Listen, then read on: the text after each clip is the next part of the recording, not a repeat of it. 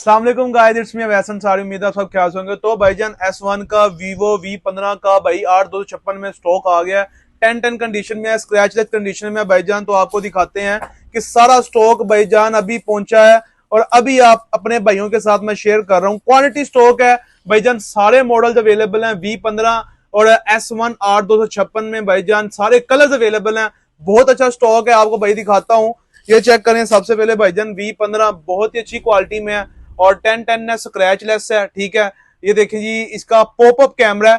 Popup camera भाईजान ये this one, ये देखें जी, पॉपअप कैमरा बहुत ही अमेजिंग क्वालिटी, कैम रिजल्ट बहुत ही अलग है भाईजान। इसके अलावा आपको दिखाएं तो Vivo V15, again Vivo V15।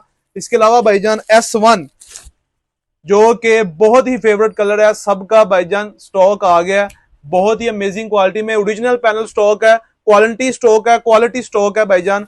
इसके अलावा ये चेक करें भाईजान, S1 का दोबारा स्टॉक अगेन आया भाईजान। ओरिजिनल स्टॉक सारा आपके भाई के पास आ गया। जिन भाइयों का ऑर्डर है फौरी तौर पे इंस्टाग्राम फेसबुक पे भाईजान जाके ऑर्डर बुक कर लें, ठीक है। अभी लिमिटेड स्टॉक है, फिर ना कहिएगा कि भाईजान ये हमें चीजें क्यों नहीं मिली। अभी सारा स्टॉक अवेलेबल है।